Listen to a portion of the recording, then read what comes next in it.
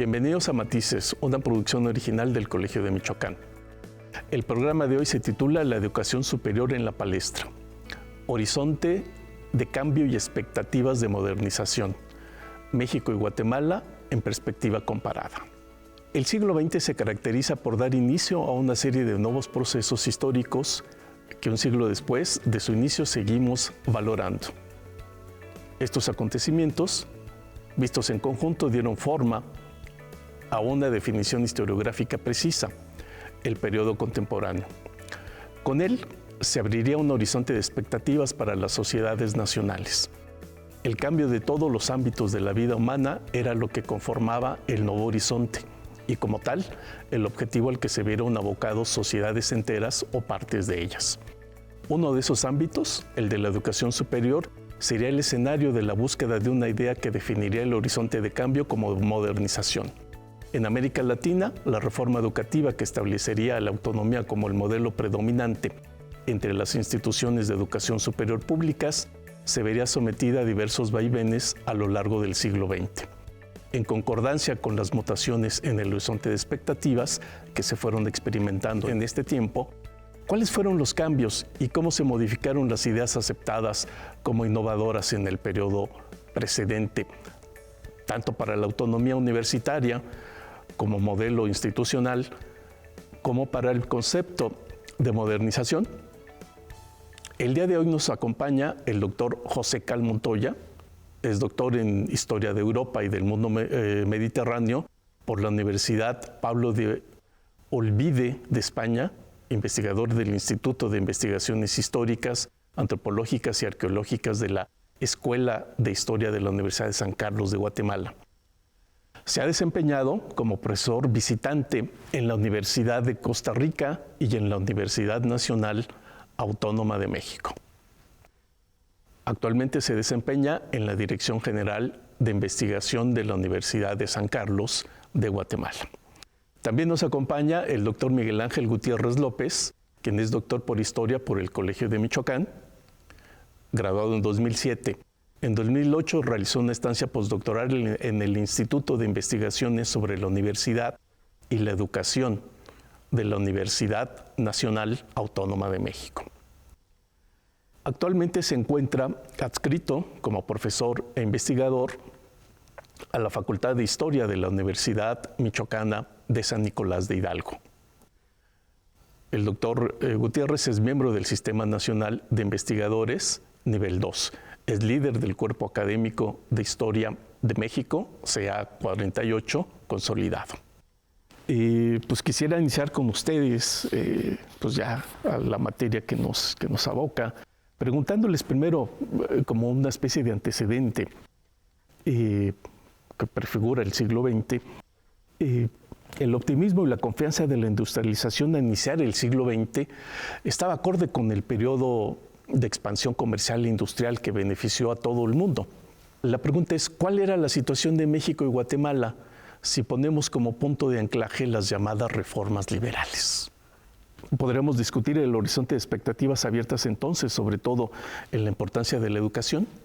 Bueno, en el caso de Guatemala, cuando hablamos del régimen liberal, el segundo régimen liberal de 1871, una de sus primeras preocupaciones fue, en definitiva, la inauguración de una educación pública, porque con la restauración conservadora de Rafael Carrera y la fundación de la República en 1847, había una universidad que tenía una larga tradición, pero que en ese momento se volvió una universidad escolástica prácticamente en la enseñanza y donde predominaban las materias eclesiásticas sobre las civiles.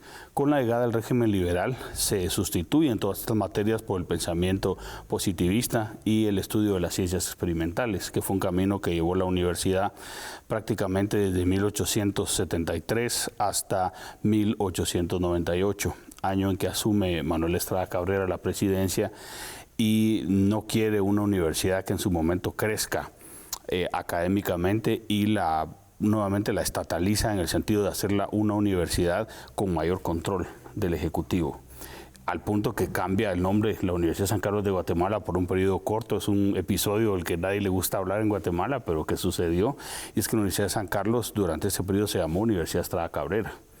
y fue abolida en este nombre en gobiernos posteriores y volvió nuevamente su nombre de Universidad Nacional de Guatemala. Y es porque quería desarrollarse un control en la universidad. A partir de este control que el Ejecutivo ejercía sobre la universidad, sobre un posible papel de beligerancia y crítica, es donde surge el movimiento denominado en la actualidad de Huelga de Dolores, que fue un movimiento estudiantil que en realidad empezó a rebelarse contra las condiciones autoritarias en las que estaba el país en ese momento. Entonces Guatemala durante el siglo XIX pasó por esas dos etapas, ¿no? La idea de una universidad moderna, digamos, en algún sentido, pero posteriormente el Estado toma control sobre ella para que no crezca académicamente y sobre todo no ejerza un papel crítico. Sí, en el siglo XIX, para estos gobiernos liberales, la educación fue uno de los aspectos claves en su proyecto de desarrollo nacional. Tenemos la particularidad de que en el siglo XIX no teníamos una universidad. La Universidad Nacional fue establecida en 1910, pero eso no quiere decir que no existiera la idea de universidad y una discusión sobre el papel que tendría una institución de este tipo para el desarrollo del país. Había escuelas muy importantes, había grandes personajes de la ciencia, las artes, que estaban involucrados en tareas de gobierno, pero también, obviamente, en la enseñanza, en el desarrollo de escuelas. Y hacia la segunda mitad del siglo XIX, en la década de los 70s, de los 80s, aparece la discusión del papel que podría tener una universidad para el país. Ya al iniciar la década de 1880, Justo Sierra, como uno de los personajes principales que impulsan estas ideas, proponen un proyecto de universidad nacional. Pero bueno, más allá de ello y de que haya tardado años en llevarse a cabo en materializarse este proyecto, en el ideario, tanto de los gobernantes como de todos aquellos involucrados en la educación, estaba presente ese anhelo de que se desarrollara un conjunto de instituciones que realmente llevaran a materializar ese sueño de una educación para transformar el país. Hay que recordar que la escuela era vista como ese lugar ideal en el que en el escenario social se iba a formar el nuevo ciudadano que requería esa nación que se estaba consolidando. Iniciamos el siglo así, pues, con este horizonte abierto, con esta idea de progreso y de modernización. Sin embargo, vemos que al terminar entre la primera década y la segunda, nos encontramos con cambios muy profundos y muy dramáticos que tienen que ver a nivel global, como la Primera Guerra Mundial, y en impactos regionales y nacionales. El caso que nos ocuparía sería el de la Revolución Mexicana. Esto sí nos viene a cambiar un poco, o no sé en qué medida, pues este horizonte previo del periodo anterior, donde todo era optimismo, todo era crecimiento y había una fe casi ciega en el progreso, ¿no? ¿Ustedes cómo consideran que estos cambios afectaron el papel que se le asignó a la educación? En particular a la educación superior, y si se genera un nuevo horizonte de expectativas, también fincados en esta idea anterior del progreso y del desarrollo, ¿no? Sí, yo creo que en el caso mexicano, por una parte tenemos que en 1910 se crea la Universidad Nacional, pero quizá los acontecimientos más importantes para la educación superior vienen después de la promulgación de la Constitución Política en 1917. Porque en el artículo 3, tanto en 1917 como en las subsecuentes reformas, se empieza a materializar esta idea de una educación controlada por el Estado, pero también una educación que a lo largo del siglo va a ser pensada como uno de los grandes logros de la revolución para llevar la escuela a la mayor parte de los mexicanos. Y ahí, en 1917, se crea la Universidad Michoacana, que es una universidad que nace autónoma. En los años siguientes, en Yucatán, en Sinaloa, en San Luis Potosí y en Guadalajara, estoy refiriendo a ese periodo entre 1917 y 1925, empiezan a aparecer otras universidades, que si bien recuperan una tradición de décadas y a veces de siglos, de colegios religiosos, después colegios civiles, institutos, ya en el siglo XX surgen con una idea de una universidad moderna para su época que trata de llevar la educación superior a sectores cada vez más amplios de la población. José, ¿en Guatemala ves algo similar o diferente? Hay un fenómeno similar, y es de que la universidad se va consolidando bajo este horizonte moderno, a pesar de esa tentativa de control por esta dictadura tan larga de Manuel Estrada Cabrera, que dura hasta 1920.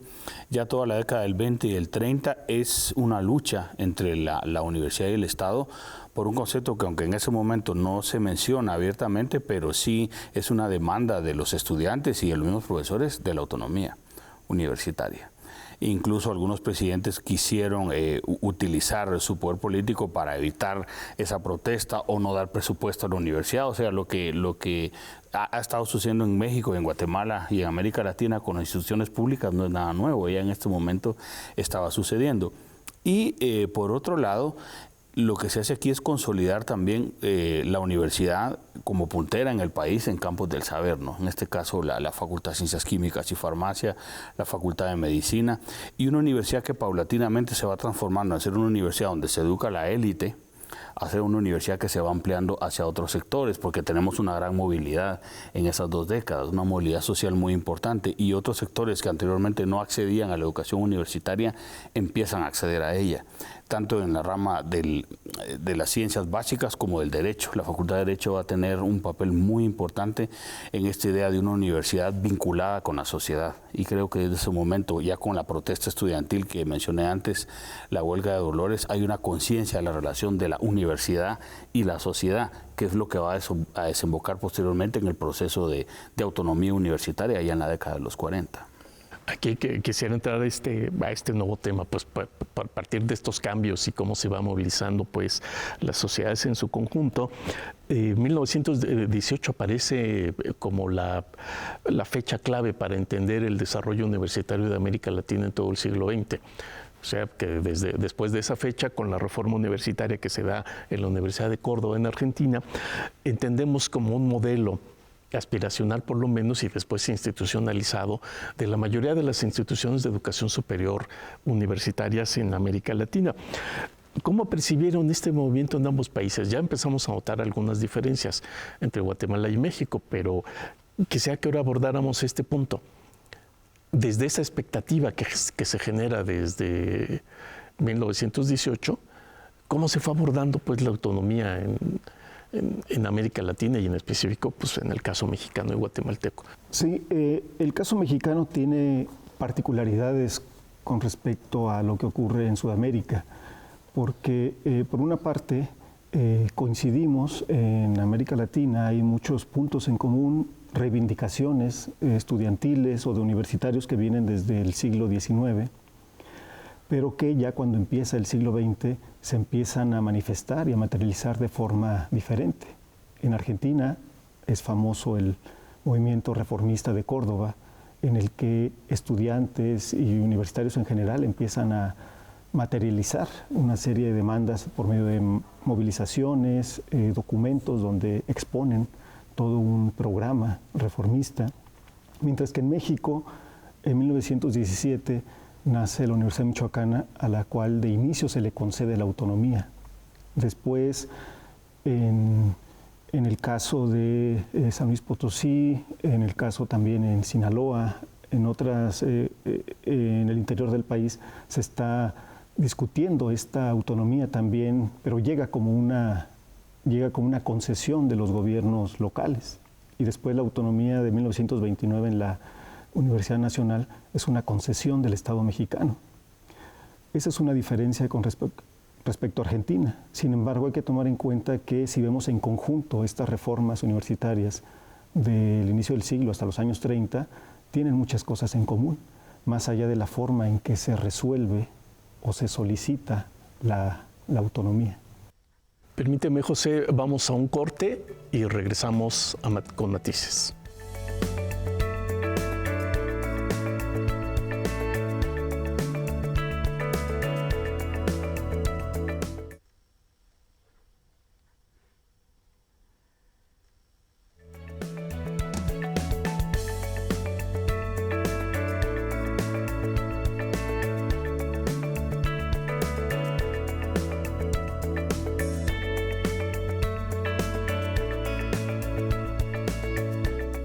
quisiera retomar esta idea de la autonomía universitaria generada en Córdoba, en Argentina, en 1918, y está la opinión ahora del doctor José Cal, para el caso de Guatemala. Sí, en definitiva, la reforma Córdoba tiene una resonancia particular. Claro, al interior de la universidad era un tema que se estaba discutiendo en las facultades y que era también el referente para la construcción de esa universidad que estaba ya pidiendo autonomía frente al Poder Ejecutivo. Pero por otro lado hay una resonancia, creo yo, más importante, y es que Juan José Arevalo, que es el primer presidente del régimen revolucionario del 44 al 54, pasó por dos universidades argentinas, la Universidad de La Plata y la Universidad de Tucumán, tanto como estudiante y como profesor, y él absorbió en gran medida las ideas de ese movimiento universitario en América del Sur, en Argentina en particular, y fue el presidente que le concede la autonomía y lleva a cabo la refundación de la Universidad de San Carlos como una universidad nacional y autónoma. O sea que en el caso de la Universidad de San Carlos era un tema que estaba permanente y más bien reforzó la idea de ese modelo de universidad nacional y autónoma que se fundará en el futuro. ¿Cuáles serían las semejanzas y diferencias que ustedes podrían notar a partir de estos apuntes que han señalado entre ambas experiencias, entre la de Guatemala y la de México? Yo creo que pensar en estas diferencias lo podemos hacer a partir de los contextos políticos específicos. En el caso de México, muchos universitarios o algunos sectores universitarios en algún momento plantearon que la autonomía no era indispensable. Eran partidarios de la reforma en una visión integral, pero en el caso de la autonomía algunos eran críticos porque decían, si en México tenemos un régimen revolucionario emanado de la revolución y nosotros como estudiantes nos sentimos revolucionarios, no tendríamos por qué marcar nuestra distancia con respecto al gobierno. Eso ocurre en algunas universidades, sobre todo estatales. Y creo que ahí, a partir de ahí, podríamos marcar una diferencia, esa relación de los universitarios con el Estado, porque muchas veces la autonomía se utiliza para eso, para marcar una línea imaginaria entre el alcance o la injerencia del poder en las universidades. Sí, en el caso de Guatemala creo que, bueno, una diferencia fundamental es que no hay una revolución, ¿no?, en 1910, sino en décadas muy posteriores y bajo otro contexto, y que es lo que va a demarcar esta refundación de la Universidad de San Carlos, y es de que la universidad venía bajo estas tensiones con el Estado, ¿no?, durante todas estas décadas, que hizo plantear la necesidad de una autonomía, la autonomía que se alcanza muy posteriormente. ¿Por qué? Porque la universidad había tenido esta tensión y esta negociación en un contexto absolutamente autoritario. Entonces, distinto a lo que se planteó en México, que en algún momento no era tan necesaria, en este momento sí se plantea como muy necesaria porque era la manera en que la universidad ya no iba a estar sometida al dictamen de un gobierno autoritario como había sucedido en décadas anteriores. Entonces el carácter de la autonomía universitaria en Guatemala tiene una fuerza singular, incluso constitucionalmente. La Universidad de San Carlos es la única universidad estatal del país y esta concepción de la universidad como única universidad estatal viene de este espíritu, ¿verdad?, de una autonomía completa frente a la acción del Estado. Sí, ahí quisiera agregar, en el caso de la Universidad Nacional, después de la concesión de la autonomía en 1929, en este caso particular, por el carácter de la institución y por su tradición política, ideológica, filosófica, la autonomía juega un papel muy importante en el tipo de relaciones que tendrán con el gobierno de Lázaro Cárdenas. Es el momento en el que la universidad hace uso de esa autonomía para marcar una diferencia en cuanto a la idea que tenían del proyecto universitario con respecto al gobierno del presidente Lázaro Cárdenas. Y entonces ahí hay una ruptura en la que la idea de autonomía juega un papel muy importante. Al parecer estamos viendo que la relación entre las instituciones universitarias y el Estado es la primordial, la que puede definirnos pues estos marcos de desarrollo. Sin embargo, también quisiera ver con ustedes los cambios que hay en el exterior. Pasamos de una etapa histórica a otra, o en este periodo de entreguerras, que es donde se da este periodo que ustedes acaban de analizar y que nos han señalado las características.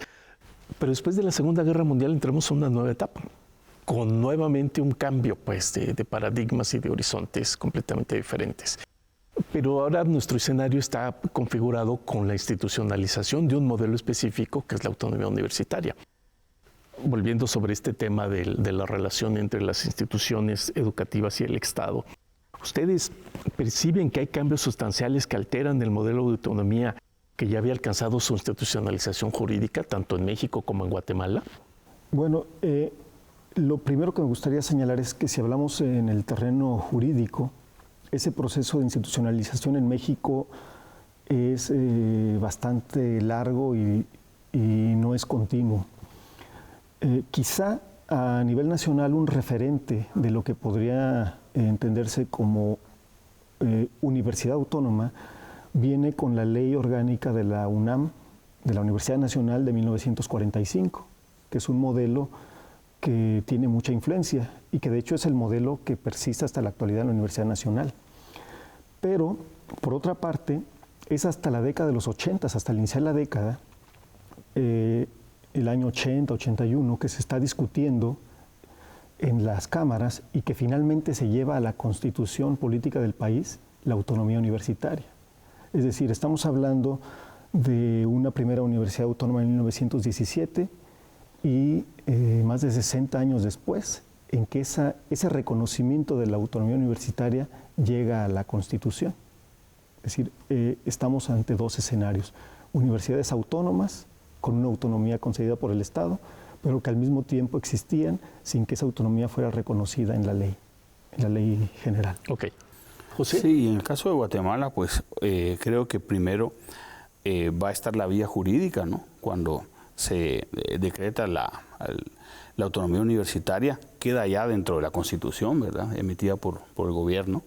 Ya después queda plasmada en las constituciones posteriores, y posiblemente el concepto de autonomía tiene un referente muy importante en la Universidad Nacional Autónoma de México, ¿verdad?, que es una universidad con la que empieza a tener la USAC muchas relaciones y ve en ella pues un modelo de desarrollo académico. Entonces esa es la otra parte donde esa institucionalización se va ampliando. Y por otro lado, la visión de una universidad que aporta al país profesionales, pero en este momento también viene un cambio muy importante y es la caída del régimen revolucionario, donde el gobierno del 54 tiene un fuerte contenido anticomunista y Estados Unidos va a querer tener una intervención importante en la universidad.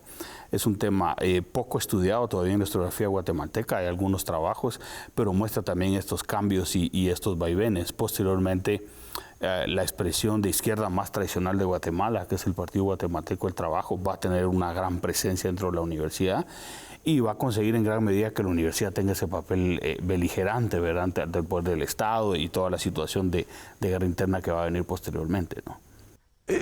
Hablando de esta situación, Miguel Ángel, en México, ¿qué tenemos en este periodo donde ya la autonomía forma parte de los artículos constitucionales, nacional y locales?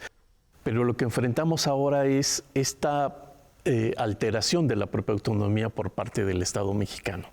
¿Tiene que ver algo con este contexto también internacional al que José alude, con este periodo del anticomunismo que permea las relaciones internacionales de buena parte del mundo occidental? Sí, bueno, yo hablaría de dos momentos.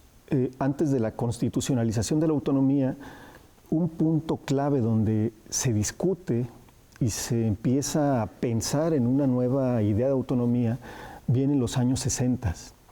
El autoritarismo del Estado, la represión, el asalto muchas veces de la policía o del ejército a las universidades, no solamente en la Ciudad de México, sino en diferentes estados del país, hace que los universitarios reclamen esa autonomía. Y esa injerencia del Estado sea vista como una violación de la autonomía universitaria. Ese es un momento clave. Ahora, visto ya más, pensémoslo ya en el final del siglo XX, principio del siglo XXI, ya con esta autonomía en la Constitución, ante lo que estamos ahora en la actualidad es ante un modelo autonomista que no funciona Pero plenamente. si quieres, no te me adelantes un poco con eso, para dejar eso a la parte final, tu reflexión, sino simplemente en este contexto, ¿no?, de los 60, de la Guerra Fría, del anticomunismo, que creo que sí se refleja mucho en las universidades, ¿no? Porque encontramos, por ejemplo, un movimiento estudiantil completamente radicalizado ante estos contextos, o por lo menos los más activistas, ¿no? Eso es a lo que me refería, pues, que cómo notan estos cambios. El horizonte nuevamente que se le adjudica a la educación superior, ¿cómo se modifica en este contexto? Sí, yo creo que en definitiva el crecimiento del movimiento estudiantil y su ligamen con otras expresiones del movimiento social es muy importante, porque también dentro de la universidad empieza a surgir una corriente que cuestiona a los gobiernos militares, en el caso de América Central, no solamente en Guatemala, y que en definitiva implica una tensión, ¿verdad?, desde ese modelo de una universidad nacional y autónoma, pero ahora de una universidad comprometida con las grandes mayorías, y es donde la USAC empieza a ser una universidad menos de élite y empieza a ser una universidad de masas, como dicen algunos colegas, ¿no?, donde tiene un alcance mayor en la población. Entonces, este contexto, en definitiva, modifica esas relaciones y las vuelve muy tensas. Y después ya vamos a pasar a la etapa final de represión estatal sobre el movimiento estudiantil y también sobre algunos profesores y de tentativas de control, ¿verdad?, sobre la administración universitaria e influir en algunos rectores, ¿verdad?, que es un tema también a estudiar dentro de la historia de la Universidad de San Carlos, ¿verdad? Entonces, toda esta idea de la autonomía es un proceso de tensión y que en algunos momentos está siendo impugnada, sea por gobiernos autoritarios o sea para quitarle a la universidad su capacidad de crítica y de emitir opinión y de dirigirse también a la ciudadanía sobre la situación del país. Sí, en el caso mexicano la autonomía es utilizada tanto por el discurso del Estado como por el de los estudiantes y universitarios en general. Desde los universitarios la autonomía se integra a toda una serie de reivindicaciones de carácter democratizador. Es decir, la autonomía es una exigencia hacia el poder para que se respete a la universidad como una institución en la que sus miembros se sienten o entienden que deben gozar de una serie de libertades, como la libertad de cátedra, la libertad de investigación. Pero por otra parte, el Estado también apela a la idea de la autonomía, señalando que las universidades han sido penetradas por toda una serie de grupos subversivos y se requiere de liberarlas de este peligro que en el discurso aparece no solamente como un peligro para la universidad, sino en general un peligro para la nación. Muy bien, gracias a ambos por estas reflexiones. Vamos a un corte y regresamos con matices.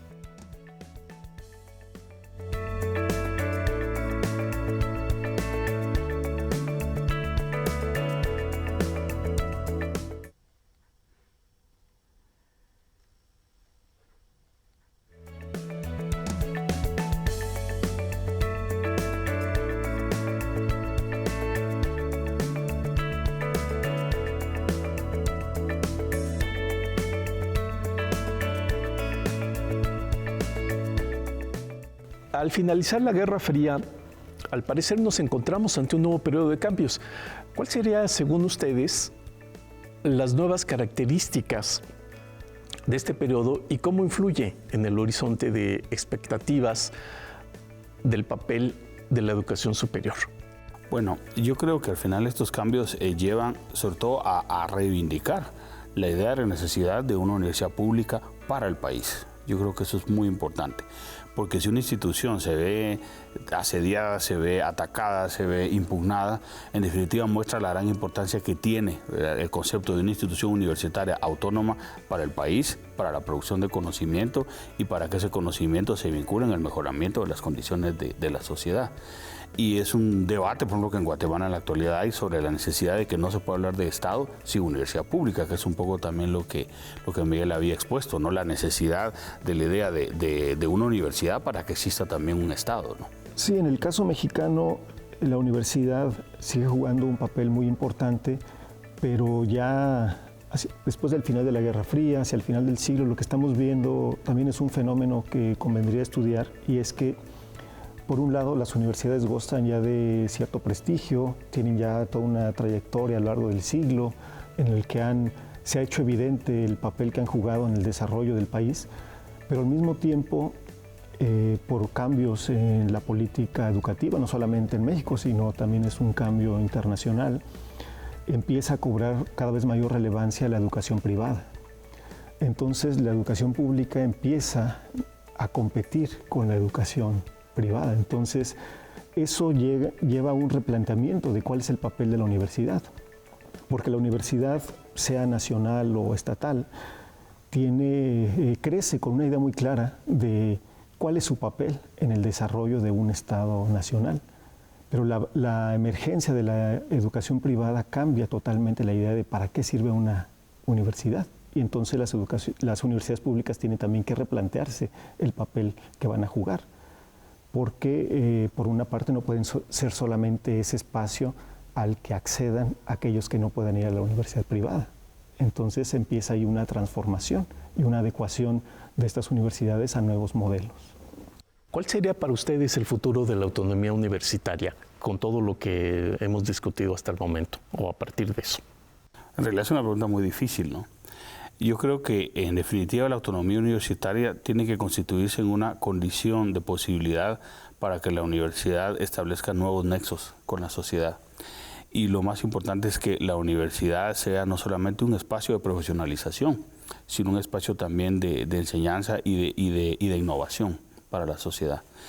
Y a partir de esos procesos también sea una institución de inclusión, para que esta idea de una universidad amplia, una universidad autónoma, sea la idea que también tenga el Estado en sus relaciones con los ciudadanos. Yo creo que ese es el futuro de ver la autonomía, no como un concepto pétreo, ¿verdad?, de independencia y libertad de cátedra, sino también de vinculación e inclusión con la sociedad a la que esta universidad se debe. En el caso mexicano, creo que deberíamos preguntarnos para qué necesitamos la autonomía, porque la relación que hay entre las universidades y sus miembros con el Estado muchas veces son muy difíciles o se desgastan precisamente por la forma en que se trata de ejercer esa autonomía. Me refiero de manera muy particular a todas estas políticas que hay ahora de medición de la calidad, de evaluación, porque en el ideal original de la autonomía se entiende que la universidad tendría esa libertad de darse sus propias normas, de autoevaluarse. Los universitarios serían los más capacitados para decidir qué es mejor para ellos. Y en las condiciones actuales eso es imposible. Es decir, cada vez las universidades están más dependientes de lo que pase fuera de ellas. Entonces hay que replantear el modelo, ajustarlo y llevarlo realmente a que corresponda con el ideario de una universidad para el siglo XXI. En toda esta historia de este siglo que tratamos de darle un vistazo crítico, una cosa que nos ha faltado discutir es cómo se desarrolló la universidad como un centro de generación de conocimiento, independientemente del modelo pues, que hay ahí. ¿Cuál es el resultado? ¿Cómo ven ustedes esta situación como generadora de conocimientos de las diferentes disciplinas que las universidades deben también atender? ¿Qué pasó para nuestras universidades? Bueno, yo creo que lo más importante en este caso es que la investigación tiene que tener una centralidad en el quehacer universitario y una investigación vinculada con la sociedad. La producción de conocimiento en la actualidad frente a este fenómeno de mundialización en el que estamos en la actualidad, cuestiona un poco este modelo de una universidad dedicada a la producción del conocimiento y quiere una universidad que se dedique también a la innovación. Ahora se habla de investigación e innovación, pero creo que la universidad tiene que combinar ambas dimensiones, ¿verdad? No puede renunciar a la producción de conocimiento, pero al mismo tiempo tiene que buscar estas nuevas vinculaciones, porque esta producción de conocimiento está impugnada por esa falta de vinculación. Y también una cuestión muy importante de divulgación científica. Creo que a veces tenemos una debilidad en esto. Tenemos que trabajar más en la divulgación científica, en la transferencia de conocimiento, para que también sea más visible nuestro trabajo, ¿no? Y más vinculado con la sociedad. Creo que ese es el punto central. No hay que renunciar a la producción de conocimiento, pero sí tenemos que saber divulgarlo y vincularlo.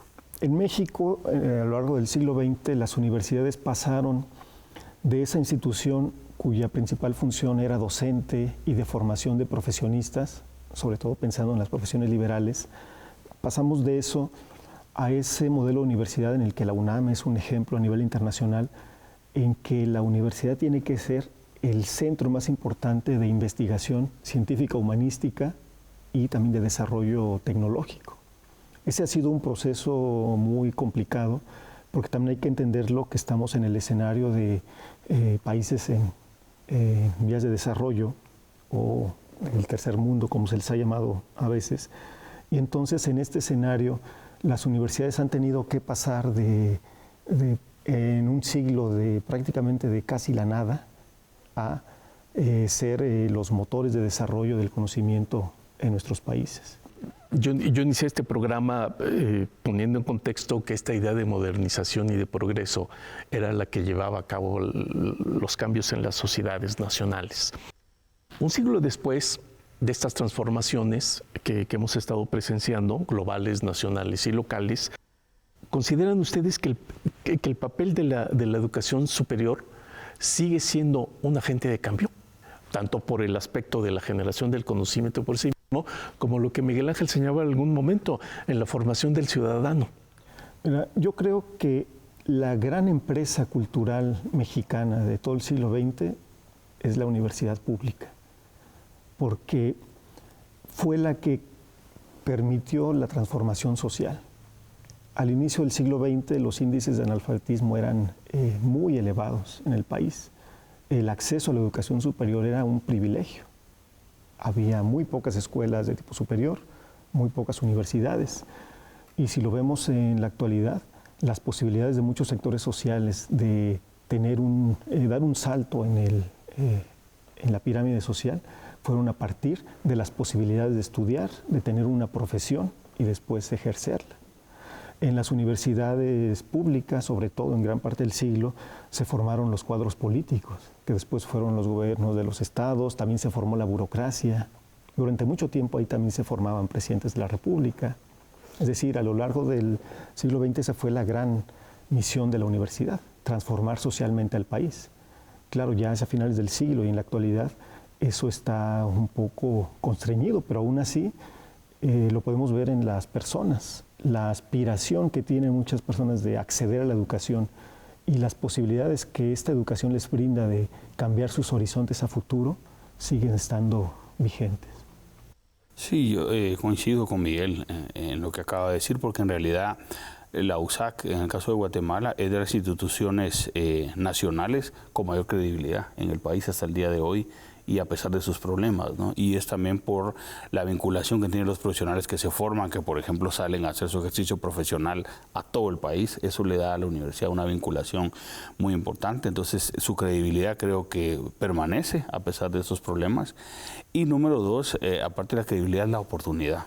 Grandes sectores de la población guatemalteca no pueden acceder a la educación universitaria, y por muchos años, ahora hay un mayor desarrollo de las universidades privadas.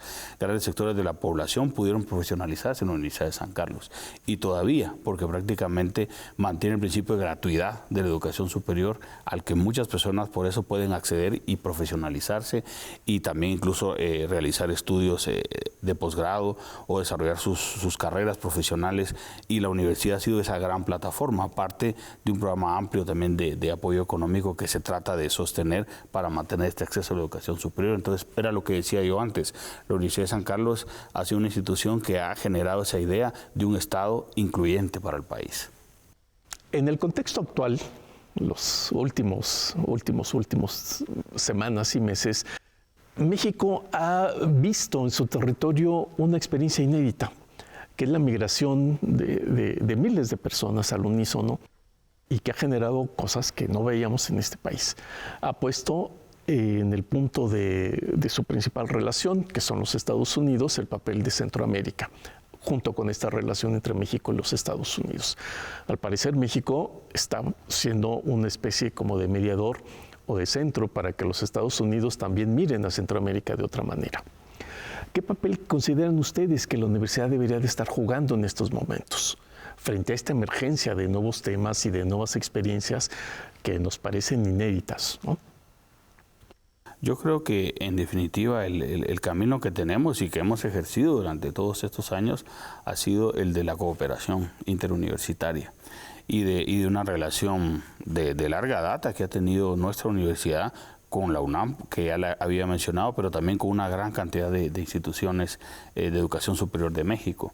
Y yo creo que es trabajando bajo esa vía de que nosotros somos una unidad cultural y somos también pueblos que comparten una misma historia, ¿no? Que podemos nosotros replantear esa idea de esa amenaza, ¿verdad? Que es Centroamérica, que es México para Estados Unidos, que es un discurso también que ha sido manejado para cierto sector, pero en realidad somos pueblos que hemos tenido una serie de relaciones políticas, económicas y también culturales y académicas, y que tenemos que seguirlas manteniendo, ¿no? Porque han sido las que han dinamizado nuestra universidad y también las instituciones de investigación y educación superior en México, ¿no? Ese es el camino, la cooperación y la interrelación. Sí.